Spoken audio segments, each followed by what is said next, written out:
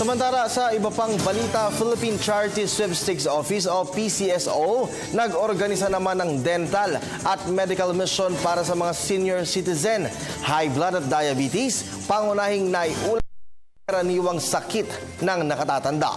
Ang ulat mula naman sa aming kasamang si Sweden Velado live.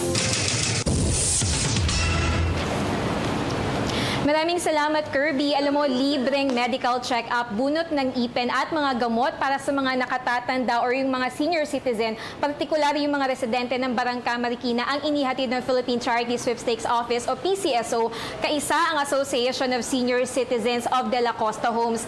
Ayon sa panayam natin kay Dr. Isabel Vinteres ng PCSO Medical Services, karaniwan sa mga sakit ng nakatatanda na kanilang naitala ay yung diabetes, high blood, ubo at sipon. Kaya naman ilan sa libreng ipinamigay ng PCSO ay ang pang-maintenance para sa high blood at diabetes. Mayroon ding vitamins, antibiotics, pain relievers at mga basic na gamot din para sa ubo, sipon, lagnat at allergies. Bukod sa medical at dental mission para sa senior citizens, magkakaroon din para sa kanila ng breast cancer seminar sa Setyembre at libreng blood testing ngayong darating naman na Oktubre.